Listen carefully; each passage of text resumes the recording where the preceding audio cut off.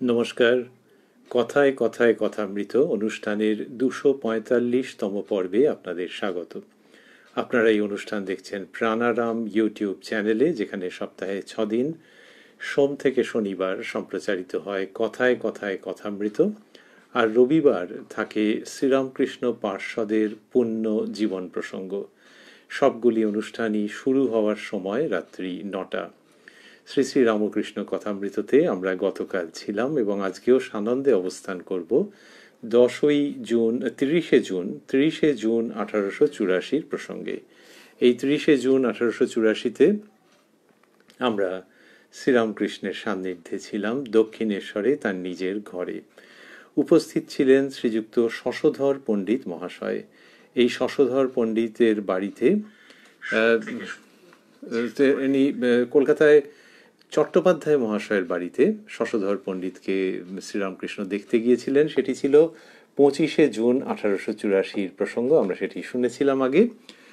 25শে June ওই যে শশধর পণ্ডিত মহাশয়ের সঙ্গে তার কথাবার্তা হলো, তারপরেই পাচ্ছি যে 30শে জুন 1884 শশধর পণ্ডিত দক্ষিণেশ্বরে শ্রীরামকৃষ্ণ সমীপে এসে উপস্থিত হয়েছেন। সেখানে ঠাকুর শ্রীরামকৃষ্ণ তাঁর সঙ্গে তাঁর অনন্য ভঙ্গিতে কথা বলছিলেন এবং তাঁর দেবদুর্লভ কণ্ঠে গান গাইছিলেন। কালকের অনুষ্ঠানে আমরা সেই কথামৃত এবং সঙ্গীতামৃতের প্রসঙ্গ শ্রবণ করেছিলাম, যতটা শুনেছিলাম।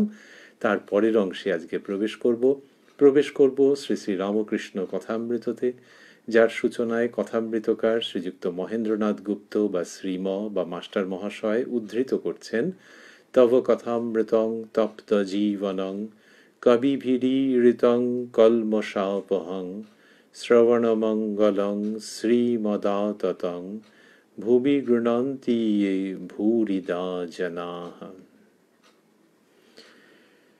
পণ্ডিত বেদাদি শাস্ত্র পড়িয়াছেন ও জ্ঞান চর্চা করেন, লিখছেন মাস্টারমশাই। পণ্ডিত বেদাদি শাস্ত্র পড়িয়াছেন ও জ্ঞান চর্চা করেন। ঠাকুর ছোট খাটটিতে বসিয়া তাহাকে দেখিতেছেন ও গল্পচ্ছলে নানা উপদেশ দিতেছেন। শ্রীরামকৃষ্ণ পণ্ডিতের প্রতি: বেদাদি অনেক শাস্ত্র আছে, কিন্তু সাধন না করলে, তপস্যা না করলে ঈশ্বরকে পাওয়া যায় না। এই বলে শুরু হচ্ছে। আগের দিন যে গান গেয়েছিলেন, তারপর এইখান থেকে শুরু হচ্ছে। মাস্টারমশাই যে লিখলেন যে পণ্ডিত বেদাদি শাস্ত্র পড়িয়াছেন ও জ্ঞান চর্চা করেন, এটি আগেও আমরা পেয়েছি যে পণ্ডিত মশাইকে শ্রীরামকৃষ্ণই জিজ্ঞাসা করেছিলেন যে তিনি কি করেন, তার কি মনোভাব। তিনি বলেছিলেন যে তিনি শাস্ত্রের কথা সাধারণ মানুষকে বুঝিয়ে বলেন। মাস্টারমশাই এখানে এটি আবারও উল্লেখ করলেন যে বেদাদি শাস্ত্র পড়িয়াছেন ও জ্ঞান চর্চা করেন, কারণ শ্রীরামকৃষ্ণ কি বলছেন তার এবং কেন বলছেন তার প্রেক্ষাপটটি বুঝতে সুবিধে হবে। এই জন্যে মাস্টারমশাই ওটি উল্লেখ করছেন যে পণ্ডিত মশাইয়ের মনের ভাবটির কথা তিনি বলছেন। আর বললেন যে ঠাকুর ছোট খাটটিতে বসিয়া তাহাকে দেখিতেছেন ও গল্পচ্ছলে নানা উপদেশ দিতেছেন। শ্রীরামকৃষ্ণ পণ্ডিত মশাইকে দেখছেন আর গল্পচ্ছলে উপদেশ দিচ্ছেন। পণ্ডিত মশাই শ্রীরামকৃষ্ণের থেকে বয়সে বড় বলেই মনে হয়। মাস্টারমশাই লিখেছেন যে পণ্ডিত মশাইয়ের বয়স 70-75 হবে। ঠাকুর শ্রীরামকৃষ্ণের বয়স হচ্ছে 48, সুতরাং ধরেই নেওয়া যায় যে পণ্ডিত মশাই তার থেকে বড়। কিন্তু শ্রীরামকৃষ্ণ তাকে দেখছেন, এই দেখাটার মধ্যে একটা স্নেহের ভাব যেন লক্ষ্য করা যায়, কারণ বা অনুমান করা যায়। তার কারণ এর আগেও শ্রীরামকৃষ্ণ পণ্ডিত মশাইকে যা বলেছেন সেটি শুধু জ্ঞানের প্রসঙ্গ তিনি উত্থাপন করছেন বা পরিবেশন করছেন তাই নয়, ওর মধ্যে একটি অদ্ভুত স্নেহের স্পর্শ আছে, আমরা সেটি আগে খেয়াল করেছি। আর এই 10ই জুন 1884 প্রসঙ্গের মধ্যে থেকে দেখছি যে মাস্টারমশাই লিখছেন যে ঠাকুর ছোট খাটটিতে বসিয়া তাহাকে দেখিতেছেন, মানে পণ্ডিত মশাইকে দেখছেন ও গল্পচ্ছলে নানা উপদেশ দিতেছেন। তাহলে শ্রীরামকৃষ্ণ যে উপদেশ দিচ্ছেন সেটি গল্পচ্ছলে তিনি দিচ্ছেন। এইরকম একটি জায়গার মধ্যে আমরা পাচ্ছি প্রসঙ্গটিকে। মাস্টারমশাই লিখলেন, ঠাকুর ছোট খাটটিতে বসিয়া তাহাকে দেখিতেছেন ও গল্পচ্ছলে নানা উপদেশ দিতেছেন। এটি শ্রীরামকৃষ্ণের ভঙ্গি। তিনি সেইভাবে করেই কথা বলেন। পুরো কথামৃতের মধ্যে আমরা সেটি পাচ্ছি যে গল্পচ্ছলে বলছেন। আমরা এই প্রসঙ্গের মধ্যে এক্ষুনি ফিরব।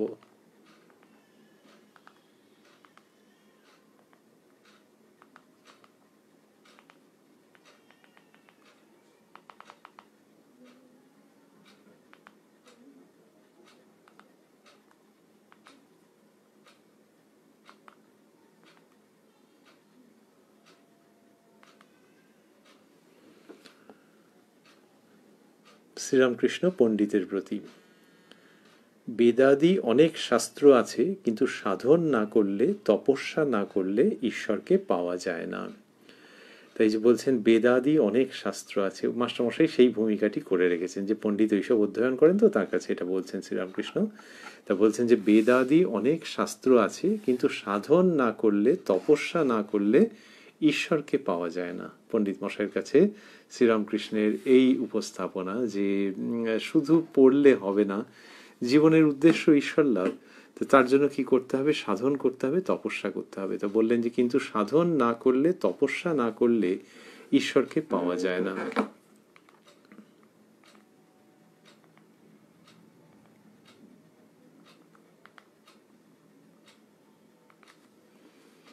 তারপর বলছেন স্বরদর্শনে দর্শন মেলে না, আগম নিগম তন্ত্রসারে।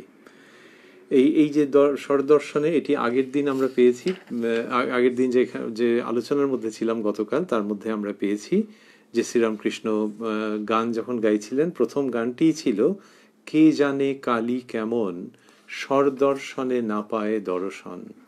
আর আজকে আমরা দেখছি যে ওই গানের পরে যে প্রসঙ্গ তিনি করছেন, সেখানে বলছেন স্বরদর্শনে দর্শন মেলে না, আগম নিগম তন্ত্রসারে। এই তন্ত্রের উল্লেখ করছেন যে এই সব জায়গায় যে আছে ঈশ্বরের প্রসঙ্গ, সেখানে দর্শন মেলে না, স্বরদর্শনে দর্শন মেলে না, অর্থাৎ ওই দর্শন শাস্ত্রের দ্বারা তাঁর দর্শন পাওয়া যায় না। আগম নিগম তন্ত্রসারে, তাই এইসব শাস্ত্র গ্রন্থের মধ্যে তাঁর দর্শন পাওয়া যায় না। তারপর বলছেন তবে শাস্ত্রে যা আছে সেই সব জেনে নিয়ে সেই অনুসারে কাজ করতে হয়। একজন একখানা চিঠি হারিয়ে ফেলেছিল, কোথায় রেখেছে মনে নাই। তখন সে প্রদীপ লয়ে খুঁজতে লাগলো। 2-3 জন মিলে খুঁজে চিঠিখানা পেলে। তাতে লেখা ছিল 5 সের সন্দেশ আর একখানা কাপড় পাঠাইবে। সেইটুকু পড়ে লয়ে সে আবার চিঠিখানা ফেলে দিলে। তখন আর চিঠির কি দরকার? এখন 5 সের সন্দেশ আর একখানা কাপড় কিনে পাঠালেই হবে। এখন 5 সের সন্দেশ আর একখানা কাপড় কিনে পাঠালেই হবে। শ্রীরামকৃষ্ণ এই উদাহরণটি যে দিচ্ছেন উপমার মতো করে, এটি কিরকম যে একেবারে খুব নিজস্ব মৌলিক ভঙ্গিতে বলা। এটা আমরা গল্পের মতো অন্য কোথাও পাই না, অন্তত এখনো পর্যন্ত পাইনি আমরা। শ্রীরামকৃষ্ণের নিজের উদ্ভাবন বলেই মনে হয়। তিনি বলছেন যে একজন চিঠি পেয়েছিল, তারপর সেই চিঠিটা হারিয়ে ফেলেছে, কোথায় রেখেছে মনে নাই। তখন সে প্রদীপ লয়ে খুঁজতে লাগলো। এই প্রদীপ নিয়ে যখন সে চিঠি খুঁজতে খুঁজতে 2-3 জন মিলে খুঁজে চিঠিখানা পেলে। কি সুন্দর গল্পের ভঙ্গি, ঠিক একটা গল্প। আর তার মধ্যে অসাধারণ শাস্ত্রবাণী, আধ্যাত্মিকতার গভীর তত্ত্ব এবং আচরণীয় সত্য উচ্চারিত হচ্ছে। 2-3 জনে মিলে চিঠিখানা খুঁজে পেয়ে গেল। তাতে কি লেখা আছে যে 5 সের সন্দেশ আর একখানা কাপড় পাঠাইবে। যেই পেয়ে গেল তখন চিঠিখানা ফেলে দিলে। তখন আর চিঠির কি দরকার?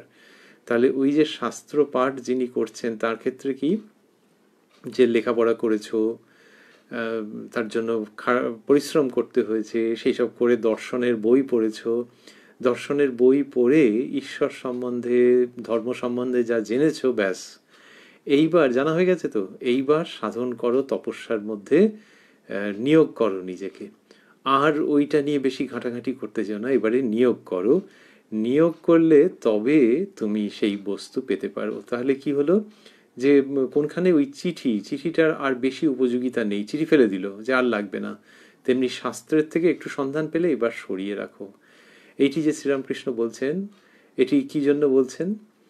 শাস্ত্রের মধ্যে যে সন্ধানটা রয়েছে, অনেক সময় হয় যে বুদ্ধিমান মানুষ এবং তার অনুভূতির একটা ক্ষমতা আছে, সংবেদনশীলতা আছে, তিনি শাস্ত্র আরো অধ্যয়ন করতে আরম্ভ করেন। অনেক সময় 2টো কারণে অধ্যয়ন করতে পারেন। একটা হচ্ছে যে তার বৌদ্ধিক একটা ওতে স্বস্তি হচ্ছে, যে কি সুন্দর একটা যুক্তি দিয়ে সমস্ত প্রসঙ্গগুলো বলা আছে।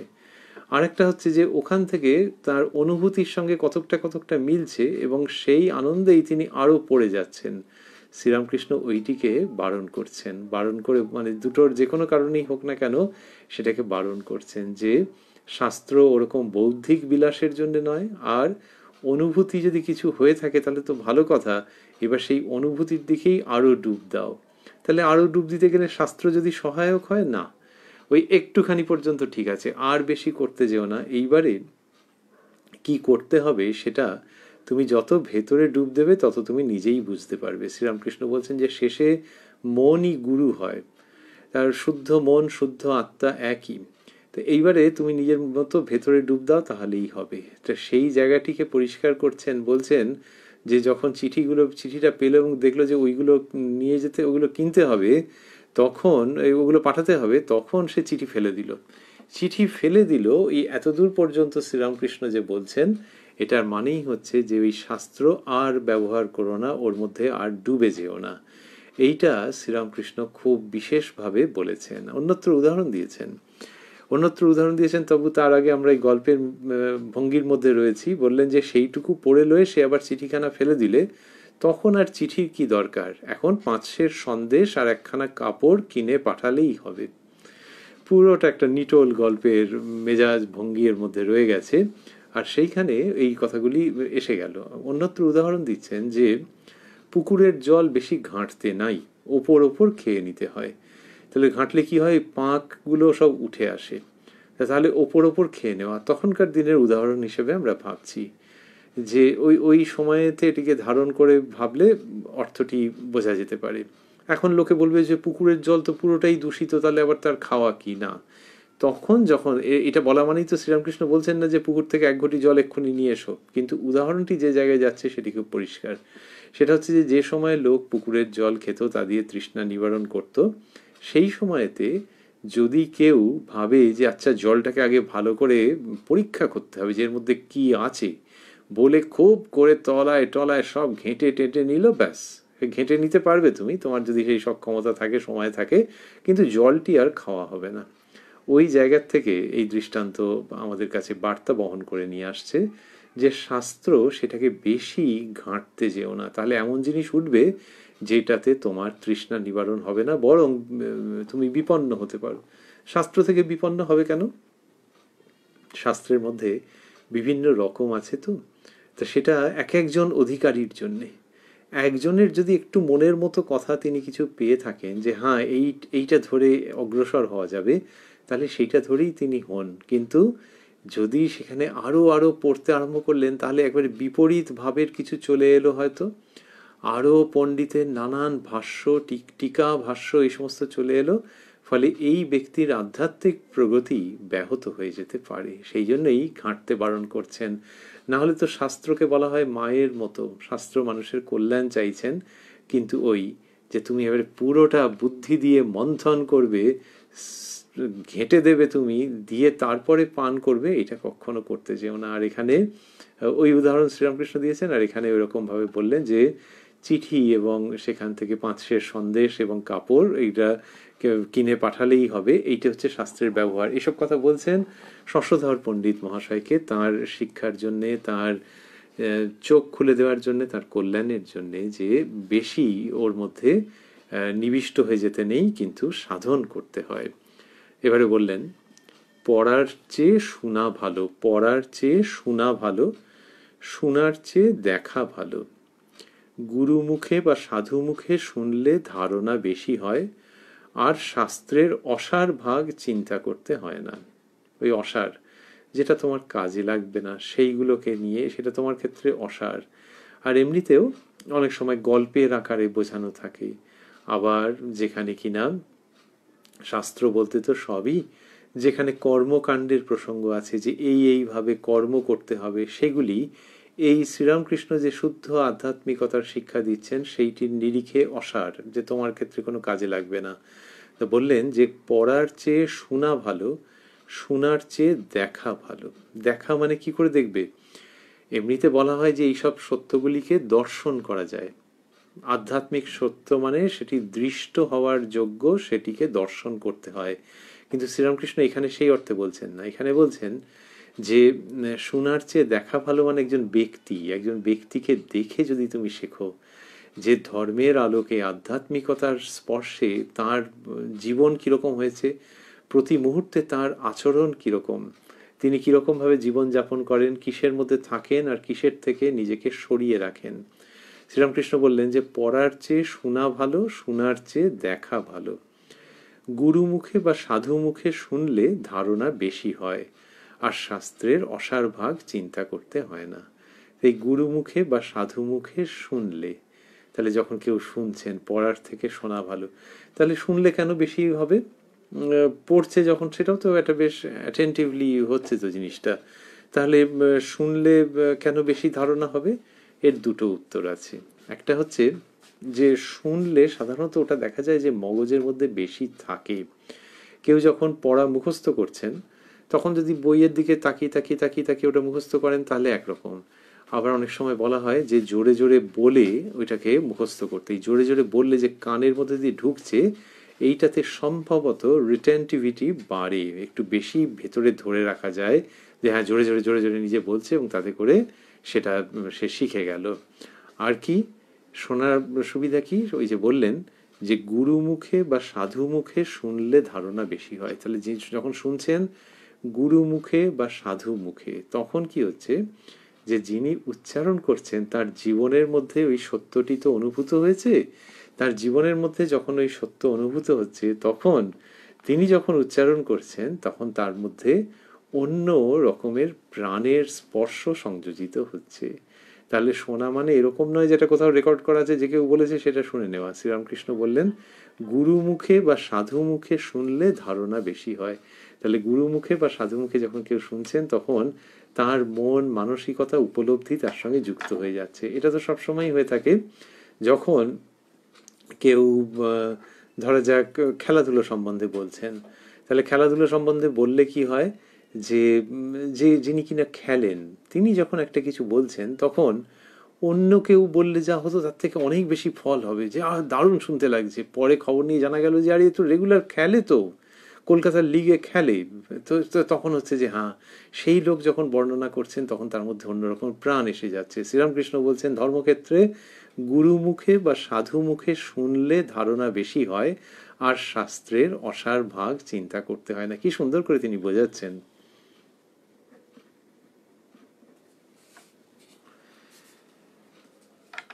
তারপর বলছেন হনুমান বলেছিল, ভাই আমি তিথি নক্ষত্র অত সব জানি না, আমি কেবল রাম চিন্তা করি। বললেন যে হনুমান বলেছিল, ভাই আমি তিথি নক্ষত্র অত সব জানি না, আমি কেবল রাম চিন্তা করি। ওই যে তিথি নক্ষত্র জানি না, এখন এটা আগেকার দিনের যেখানে কিনা মানুষ বিভিন্ন তিথিতে বিভিন্ন উপবাস আছে, আরো নানা রকমের কৃত্য আছে। তো হনুমান বলছেন, পরম ভক্ত শ্রীরামচন্দ্রের হনুমানজি বলছেন যে ভাই আমি তিথি নক্ষত্র অত সব জানি না, আমি কেবল রাম চিন্তা করি।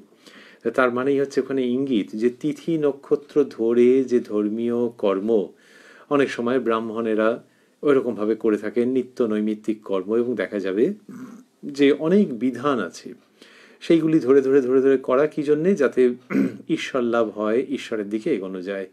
তো হনুমান বলছেন যে আমি ওইসব অত জানি না, আমি কেবল রাম চিন্তা করি। এটির দ্বারা শ্রীরামকৃষ্ণ ওই গ্রন্থের মধ্যে থাকার যে অভ্যেস, সেইখান থেকে বাইরের দিকে আহ্বান জানাচ্ছেন, বা ঠিক ঠিক বলতে গেলে ভেতরের দিকে আহ্বান জানাচ্ছেন। তিনি নিজেই বলতেন যে যার কিনা ওরকম গ্রন্থের প্রতি অতিরিক্ত নির্ভরতা, গ্রন্থের উপরে গ্রন্থের প্রতি আকর্ষণ প্রচণ্ড, তিনি ওরকম ভাবে বলতেন গ্রন্থ তো নয় গ্রন্থি।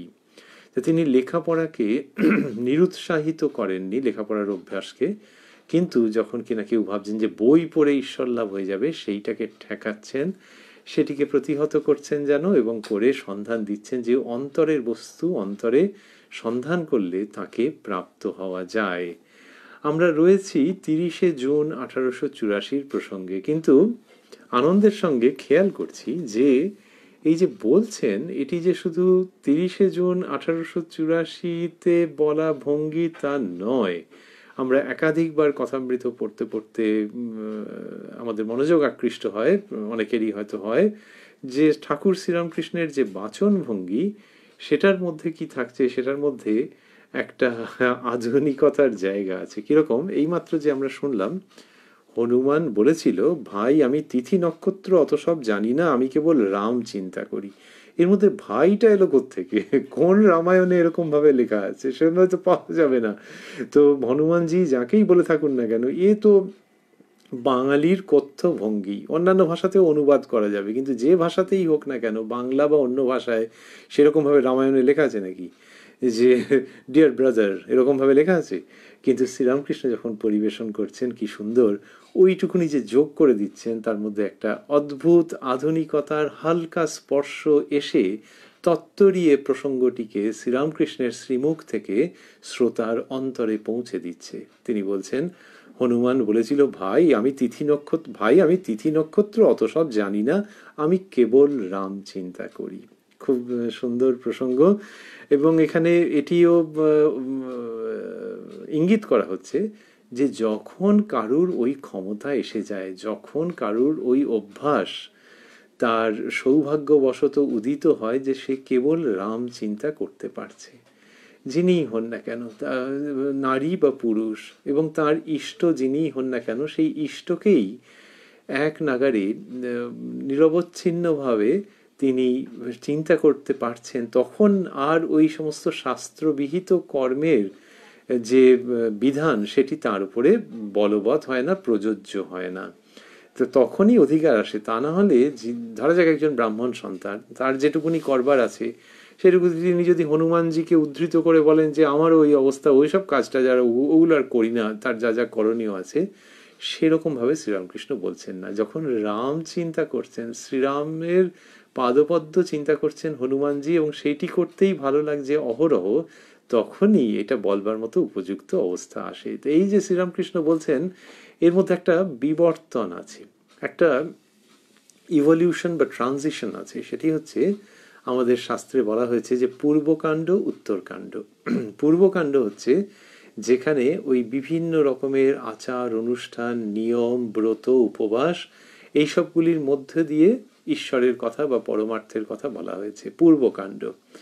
আর উত্তরকাণ্ড পরবর্তীকালে ওটি জ্ঞানের দিকে চলে এসেছে, যেখানে কর্মের জায়গা ক্রমশ কমে গেছে এবং জ্ঞানের জায়গা, মননের দ্বারা অন্য কোনোভাবে তাকে উপলব্ধি করা, কিন্তু ওই কর্মের মধ্যে দিয়ে নয়, ক্রমশ ব্যাপারটি হৃদয়, বোধ, মস্তিষ্ক এই দিকে চলে এসেছে।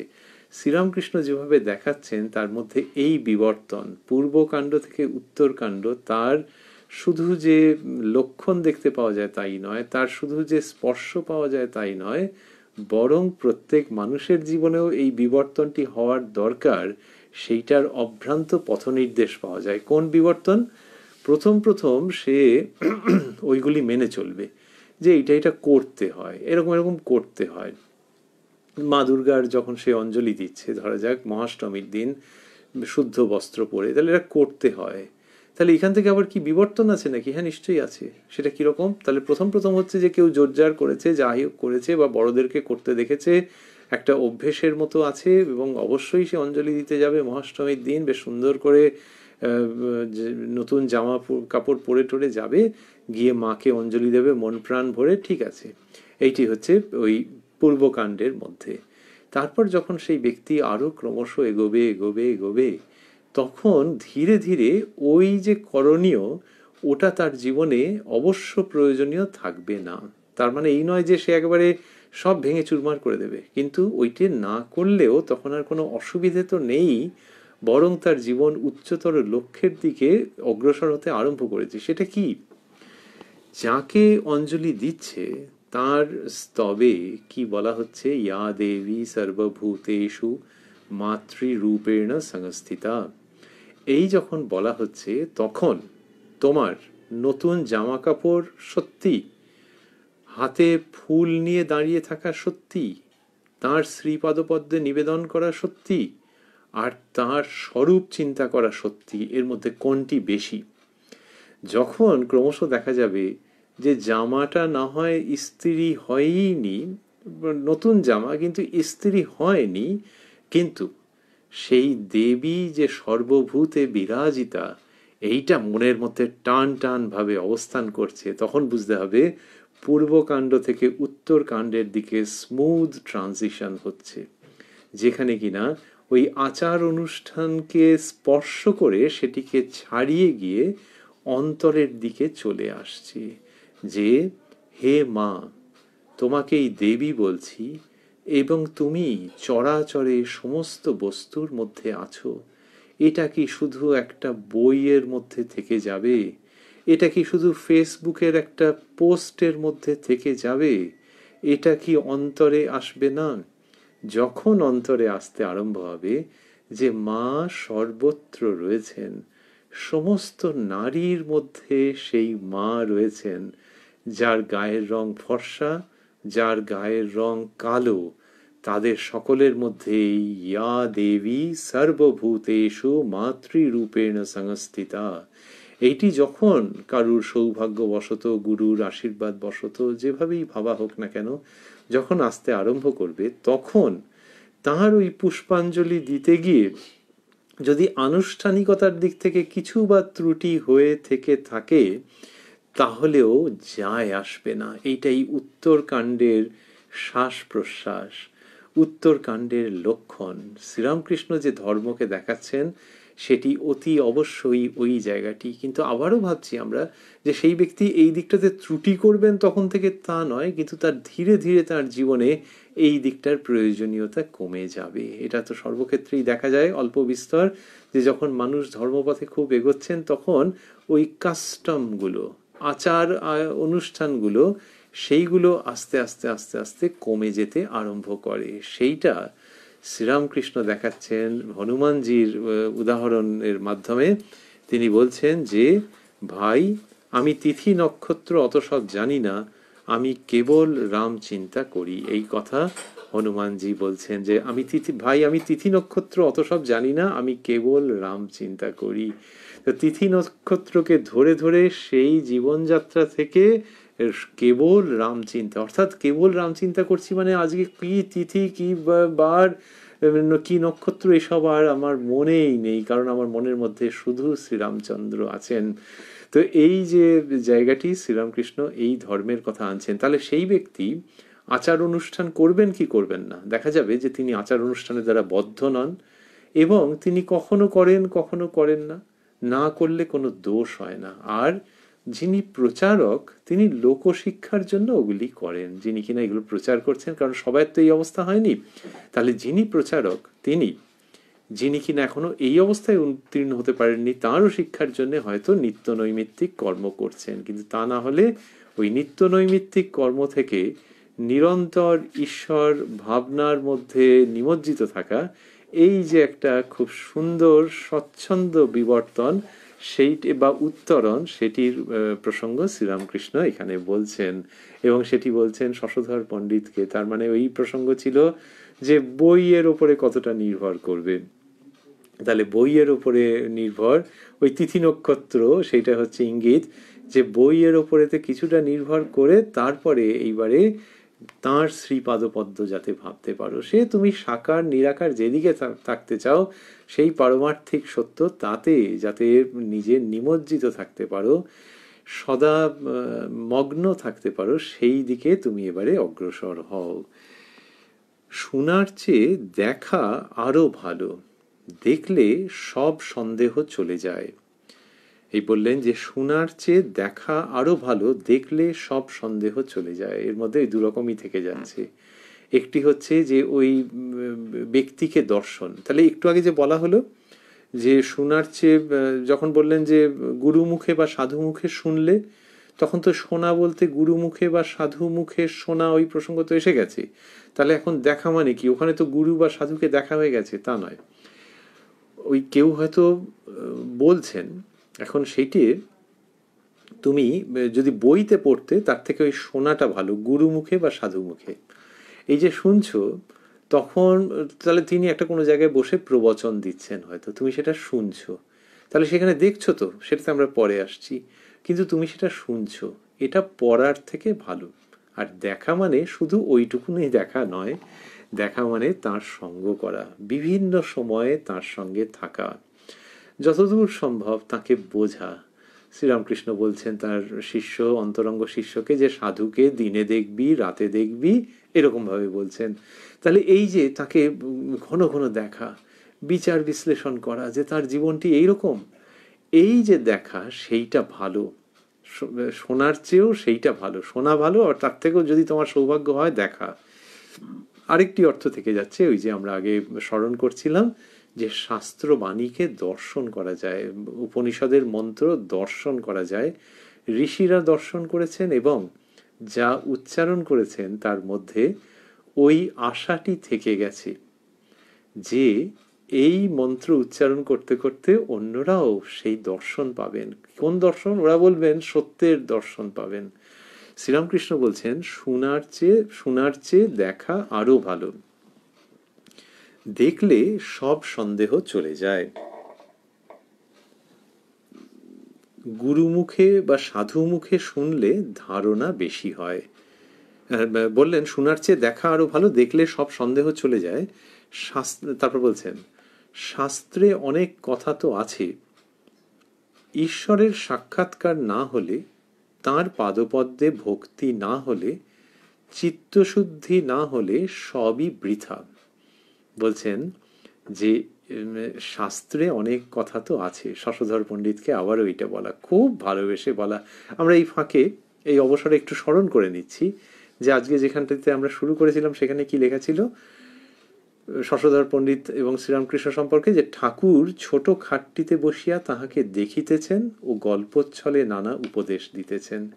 এই যে ঠাকুর শ্রীরামকৃষ্ণ শশধর পণ্ডিত মশাইকে দেখছেন, এটি ভারী চমৎকার। আমরা তখনও স্মরণ করছিলাম, আবারও সেই প্রসঙ্গ আসছে যে দেখছেন মানে তার কল্যাণের জন্য, তার অন্তরকে দেখতে পাচ্ছেন এবং দেখতে পেয়ে তার কল্যাণের জন্য যেটি বলবার সেটি বলছেন।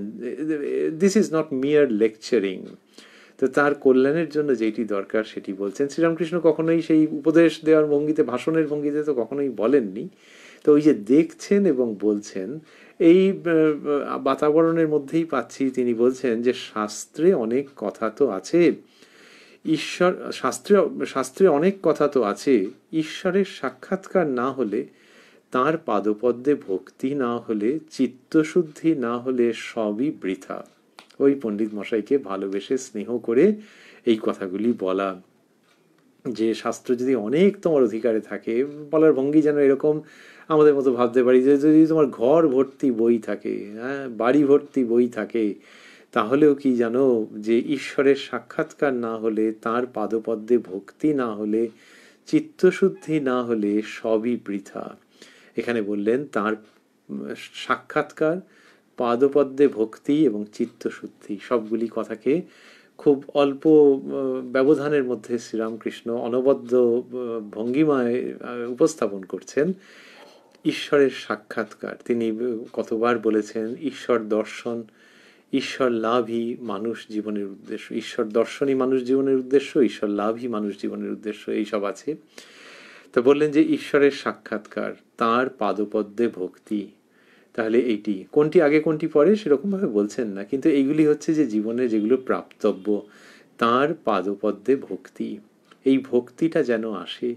ভক্তি, হ্যাঁ, তো ভগবানের ভক্তি তো সবাই না, সেরকম ভাবে শ্রীরামকৃষ্ণ বোঝাচ্ছেন না। ভক্তির মধ্যেও আবার স্তর ভেদ আছে। প্রথমে প্রথমে মানুষ ঈশ্বরকে ডাকে তাকে ভয় করে, বা তার কাছ থেকে সব পাবে এই জন্যে যে জীবনে কত দুঃখ তিনি নিরসন করে দেবেন, এটা ভক্তির একটা অবস্থা।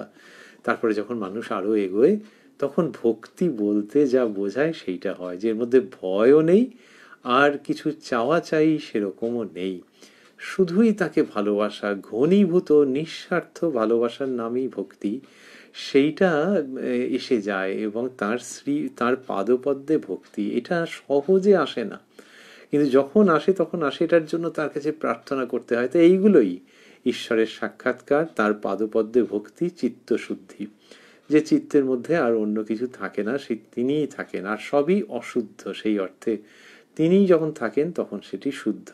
আচ্ছা, মানুষ যদি এমনি কিছু ভাবে যে ওই যে একটু আগে আসছিল যে আজকে কত তারিখ, কালকে কি কি কাজ আছে, এরকম যদি ভাবে, তো এইটা দেখানো হচ্ছে যে ঈশ্বরের চিন্তাটা যেন অনবরত মনের মধ্যে জাগ্রত থাকে। তাহলে অনবরত মনের মধ্যে জাগ্রত থাকলে তো কাজকর্ম হবে কি করে?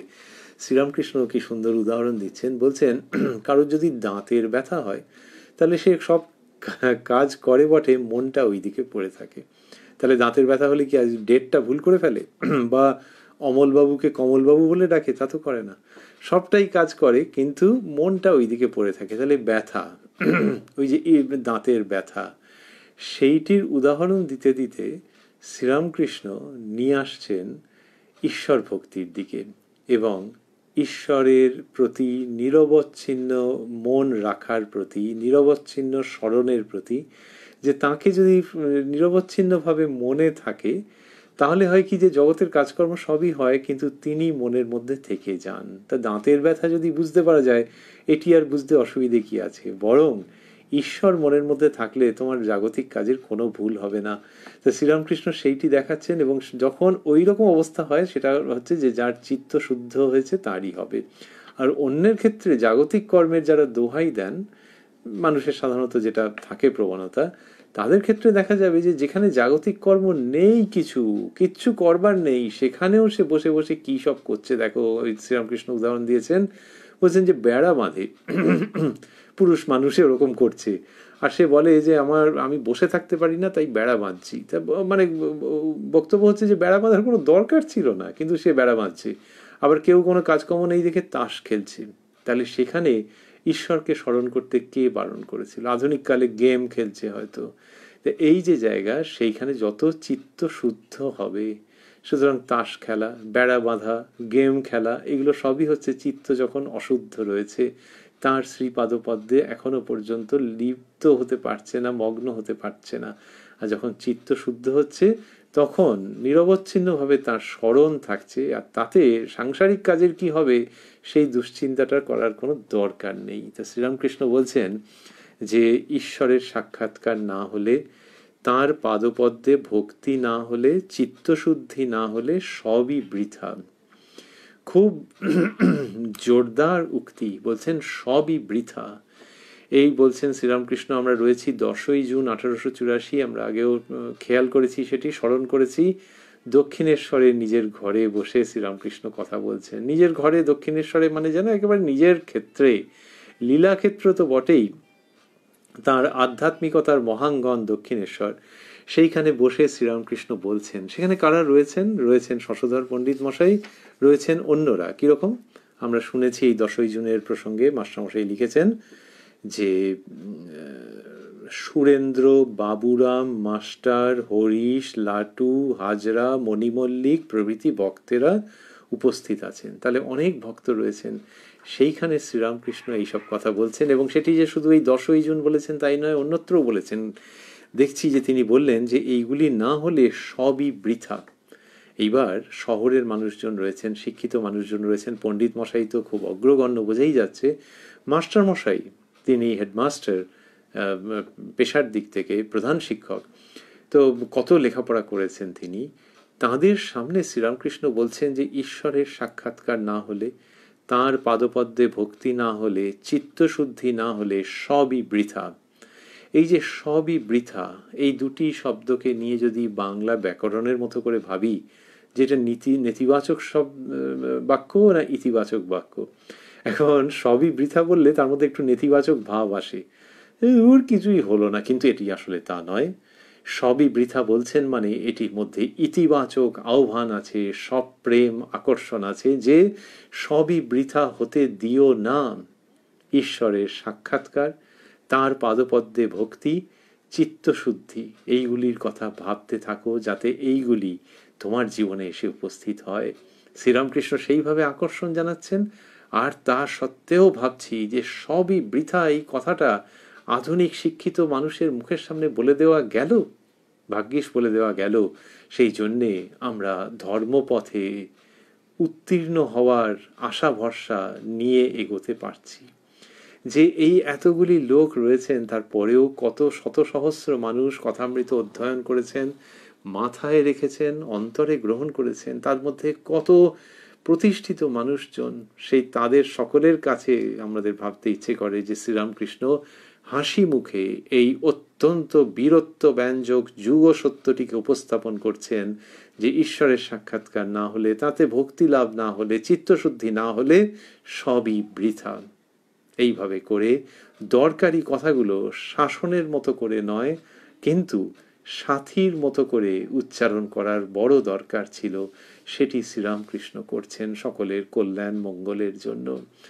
তো এইটি বলবার পরেতে তিনি বলছেন যে ওই যে বইতে কিছু নেই, তার সঙ্গে হিউমার করে কিরকম সুন্দর বলছেন, যিনি ওই যে আমরা বলছিলাম যে সপ্রেম ভঙ্গি, যিনি এত একটা ভাবকে প্রতিষ্ঠা করছেন, চ্যালেঞ্জের মতো করে আধুনিক সভ্যতার মুখের ওপরে উচ্চারণ করতে চাইছেন, তাকে বিপর্যস্ত করবার জন্য নয়, অপ্রস্তুত করবার জন্য নয়, কিন্তু আধ্যাত্মিকতার পথে যথার্থ প্রস্তুত করবার জন্য, যিনি ওই রকম সিরিয়াস, তিনি আবার কিরকম মজা করে বলছেন তারপরেই, পাঁজিতে লিখেছে 20 আড়া জল, কিন্তু পাঁজি টিপলে এক ফোঁটাও পড়ে না। তো মানে অনেক বৃষ্টি হবে, তখনকার দিনের একটা কোনো পরিমাপের পদ্ধতি এখানে বলা হচ্ছে, পাঁজিতে লিখেছে 20 আড়া জল, তার মানে এত বৃষ্টি হবে, এই সমস্ত কথা লেখা আছে, কিন্তু পাঁজি টিপলে এক ফোঁটাও পড়ে না। পাঁজি টিপে পড়ার প্রসঙ্গ আসছে কেন? এটা শ্রীরামকৃষ্ণের উদ্ভাবন। আরেকটি ব্যাপার আছে, সেটি হচ্ছে যে বৃষ্টি হবে বলেছিল, কিন্তু সকাল থেকে কাঠ ফাটা রোদ্দুর, যেন অন্য দিনের থেকেও আরো বেশি।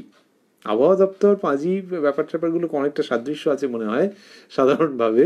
তা বলছেন যে পাঁজি টিপলে পড়ছে না, তার মানে এমন রোদ্দুর, এমন রোদ্দুর, লোকে ভেবেছে ওখানে অত লিখেছে, দেখি একটু স্কুইজ করে। তা বললেন যে কিন্তু পাঁজি টিপলে এক ফোঁটাও পড়ে না। তা এই চূড়ান্ত হাসির কথা বলছেন। এবং এটি কি জন্যে, যে ওই ওখানে লিখেছে অনেক কিছু, তার মানে হচ্ছে যে কালকে পর্যন্ত বেশ পড়তে ভালো লেগেছিল যে আজকে বৃষ্টি হবে, যা চলে কিছুই হলো না, একবার টিপে দেখলামও তাতেও কিছু হলো না, এরকম দেখাচ্ছেন। সুতরাং এটাকে দেখাচ্ছেন যে ওর মধ্যে ঈশ্বরীয় কথা রয়েছে, কিন্তু শ্রীরামকৃষ্ণ এত যুক্তির দিক থেকে শানিত, কিন্তু সেটিকে প্রচ্ছন্নভাবে রাখা আছে যে অত ঈশ্বরীয় কথা রয়েছে, কিন্তু ওটাকেই অবলম্বন করে যদি ভাবো যে ঈশ্বর লাভ হয়ে যাবে, তাহলে সেই পাঁজি নিংড়ানোর মতো অবস্থা হবে। আর হিউমারের ভঙ্গিটা বজায় রাখছেন যে যদি 30 জন লোক হেসে থাকে এবং ওখানে উপস্থিত থাকে, আর যদি 27 জন লোক এই কথা শুনে হেসে থাকে আর 3 জন হাসেনি, তাহলে তাদের জন্য আর একটা ডোজ আছে। তিনি প্রথমে বললেন পাঁজিতে লিখেছে 20 আড়া জল, কিন্তু পাঁজি টিপলে এক ফোঁটাও পড়ে না। তারপর বলছেন এক ফোঁটাই পর, তাও না। এতে মনে হয় বাকি 3 জনও একবারে হেসে ফেলেছেন। তো বলছেন যে এক ফোঁটাই পর, তাও না, মানে পাঁজির কাছে যেন রিকোয়েস্ট করা হচ্ছে যে ঠিক আছে 20 আড়া নয়, জাস্ট 1 ড্রপে সেটেল করতে চাইছি, দরাদরি করে, তাই দাও, তাও হলো না। এটি শ্রীরামকৃষ্ণ আনছেন, এই আধুনিক নাগরিক ভঙ্গি একরকম আমরা বলতে পারি। এই হিউমার তার অসাধারণ। পাঁজি নিংড়ানোর কথা সম্ভবত শ্রীরামকৃষ্ণই বলেছেন, আমরা আর কোথাও পাইনি এখনো পর্যন্ত এরকম। তা বললেন যে ওইটা করে ওখান থেকে জল টল কিছু বেরোলো না। এদিকে দেখো 20 আড়া জলের কথা বলা ছিল। তারপর শাস্ত্রাদি নিয়ে বিচার কতদিন, শাস্ত্রাদি নিয়ে বিচার কতদিন, যতদিন না ঈশ্বরের সাক্ষাৎকার হয়। ভ্রমর গুনগুন করে কতক্ষণ, যতক্ষণ ফুলে না বসে। ফুলে বসে মধুপান করতে আরম্ভ করলে আর শব্দ নাই। তা বললেন যে শাস্ত্রাদি নিয়ে বিচার কতদিন, তাহলে ওই প্রসঙ্গ যে শাস্ত্র বিচার এইসব যে করছো, এটা কতদিন করতে হয়। শাস্ত্রাদি নিয়ে বিচার কতদিন, যতদিন না ঈশ্বরের সাক্ষাৎকার হয়। তাহলে এর মধ্যে দুটো রয়ে গেল, একটা হচ্ছে যে ওই ততদিনই করবে, তারপরে নয়। আর তার থেকেও যে বড় প্রয়োজনীয় কথা, সেটি হচ্ছে যে শাস্ত্রাদি নিয়ে বিচার ওই জন্য যাতে ঈশ্বরের সাক্ষাৎকার হয়। তো শ্রীরামকৃষ্ণ এইভাবে বলছেন, যেমন সিলেবাস কারিকুলাম বলা হয়, যে এই সময়ের মধ্যে এইটা পড়তে হবে, এইটা হচ্ছে টার্গেট। এখনকার দিনের ভাষায় বলা হয় কোর্স অবজেক্টিভ। তাই শাস্ত্র পড়া কোর্স অবজেক্টিভ কি? ঈশ্বরের সাক্ষাৎকার। শ্রীরামকৃষ্ণ সেটি শেখাচ্ছেন। শাস্ত্রাদি নিয়ে বিচার কতদিন, যতদিন না ঈশ্বরের সাক্ষাৎকার হয়। ভ্রমর গুনগুন করে কতক্ষণ, যতক্ষণ ফুলে না বসে। ফুলে বসে মধুপান করতে আরম্ভ করলে আর শব্দ নাই। কিরকম ভাবে বললেন যে ভ্রমর গুনগুন করে কতক্ষণ, যতক্ষণ ফুলে না বসে। ফুলে বসে মধুপান করতে আরম্ভ করলে আর শব্দ নাই। তো এর মধ্যে দিয়ে কিরম সুন্দর করে বোঝাচ্ছেন যে মৌমাছি গুনগুন করছে যতক্ষণ ফুলে না বসে। গুনগুন মানে আওয়াজ করছে। তেমনি শাস্ত্র পাঠ করা মানে নয়েজ থাকা। সেটা মানে এই নয় যে ঘরের মধ্যে প্রচুর আওয়াজ হচ্ছে, কিন্তু ওই মনের মধ্যে ওই প্রসঙ্গগুলো চলছে, তো নয়েজ আছে। তাহলে সে বাইরে মানুষের সঙ্গে বিচার করুক, জোরে জোরে শাস্ত্রপাঠ করুক, মনের মধ্যে এই প্রসঙ্গগুলো চলুক, সবগুলি হচ্ছে শব্দ আছে, এর মধ্যে নয়েজ আছে। নয়েজ শব্দটাকে আধুনিক কালে একটু অন্যভাবেও আবার ব্যবহার করা হয়। শব্দ বললে যেটা বোঝা যায় না, নয়েজ বললে সেটা বোঝা যায়, বিশেষত বিজ্ঞান এবং প্রযুক্তির ক্ষেত্রে সেটা হচ্ছে নয়েজ পলিউশনের খুব কাছাকাছি আছে, যে অবাঞ্ছিত এই অর্থে বলা হয় সাউন্ড এবং নয়েজ। তাহলে সাউন্ড একরকম, নয়েজ আরেক রকম। তা শ্রীরামকৃষ্ণ নয়েজ অর্থেই দেখাচ্ছেন যে যদিও ভ্রমর গুনগুন করছে, শুনতে ভালো লাগছে, কিন্তু আফটার অল ওটা নয়েজ। যখন ওটা থেমে যাবে তখন দারুণ, কেন জানো? ওই দেখো, তাকিয়ে দেখো, মধুপান করছে। এইটি শ্রীরামকৃষ্ণ বলছেন, ভ্রমর গুনগুন করে কতক্ষণ? যতক্ষণ ফুলে না বসে। ফুলে বসে মধুপান করতে আরম্ভ করলে আর শব্দ নাই। এইটি শশধর পণ্ডিত মহাশয়কে বলছেন যে তুমি এখন গুনগুন করছো, মৌমাছির সঙ্গে তুলনা করছেন, অপূর্ব জায়গায় নিয়ে আসছেন। ইনি কথা দিয়ে, কথায় কথায় কথা চিত্র আঁকতে পারতেন এবং এখনো আঁকছেন।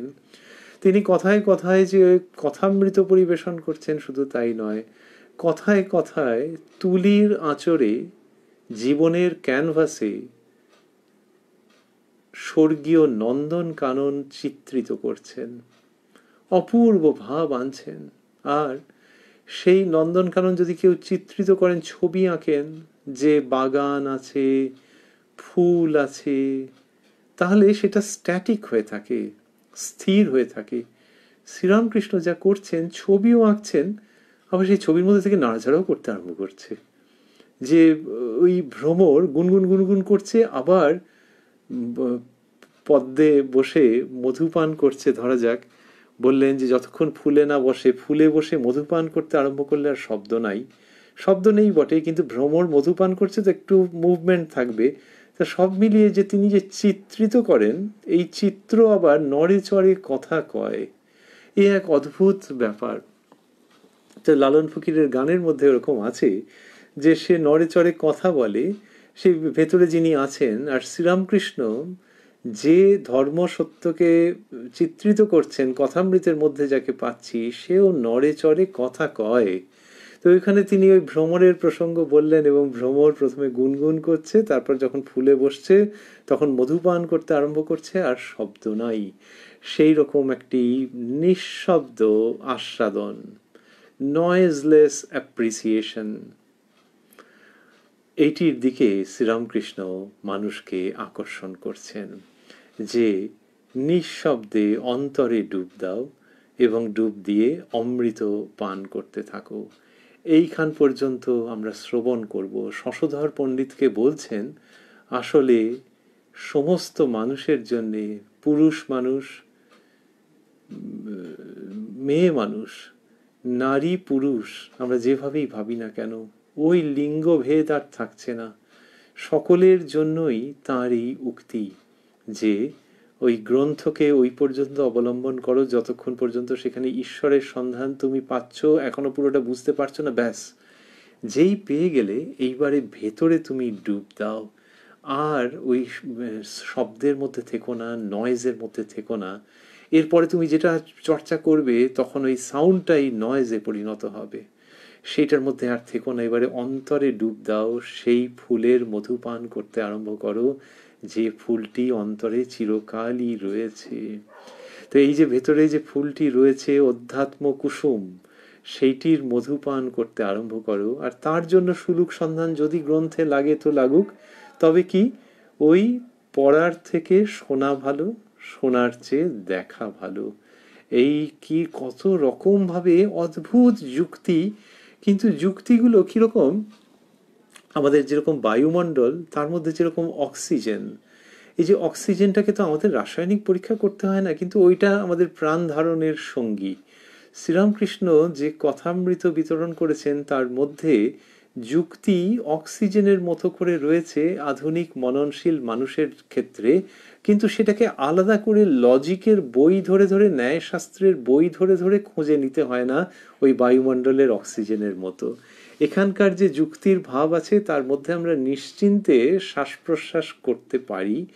আর সেই যুক্তির ভাবের মধ্যে দিয়ে শ্রীরামকৃষ্ণ আমাদের এক ইন্দ্রিয়াতীত জগতে নিয়ে যাচ্ছেন, যে জগৎটা যুক্তি বিরোধী নয়, ইন্দ্রিয়ের সাক্ষ্যের বিরোধী নয়, কিন্তু তার মধ্যে এমন কিছু রয়েছে যেটা কিনা এই কথিত শব্দের দ্বারা ঠিক প্রকাশ করা যাবে না, সেইটি মানব জীবনের উদ্দেশ্য।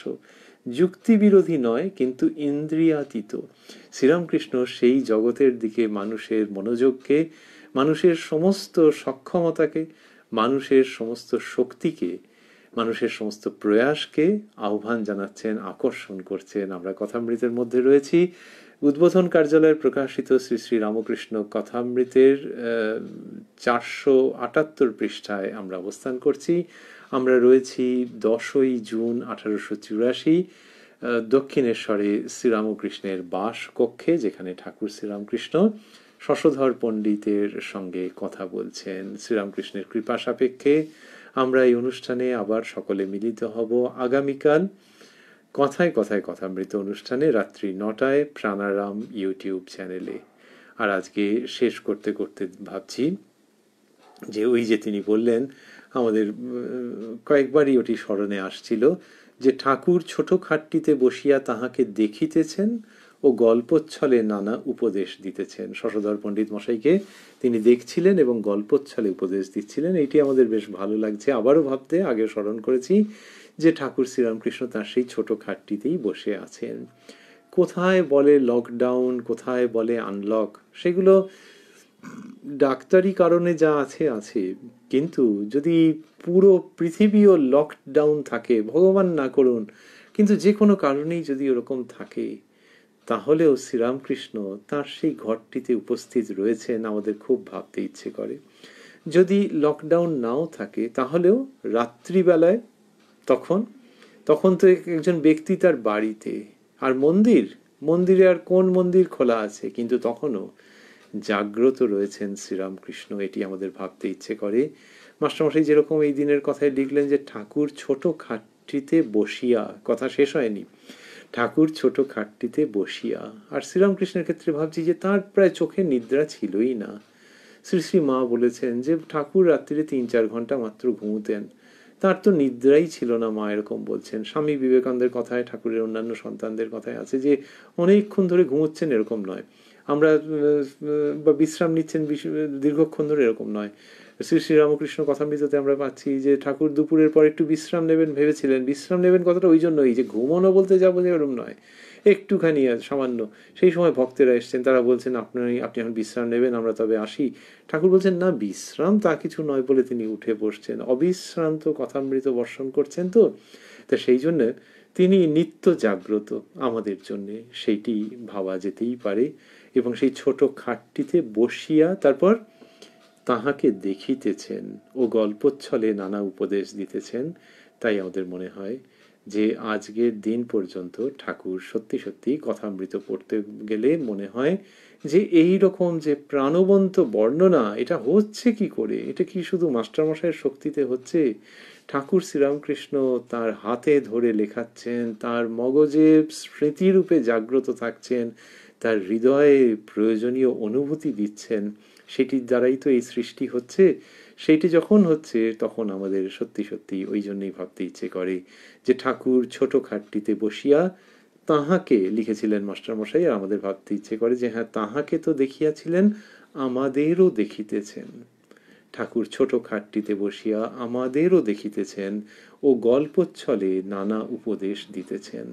আমরা তার কৃপা দৃষ্টির মধ্যেই আছি, এটি ভাবতে চাইছি। তার কাছে সকাতরে প্রার্থনা করতে চাইছি যে যেন আমাদেরকে তিনি তার কৃপা দৃষ্টির মধ্যেই রাখেন।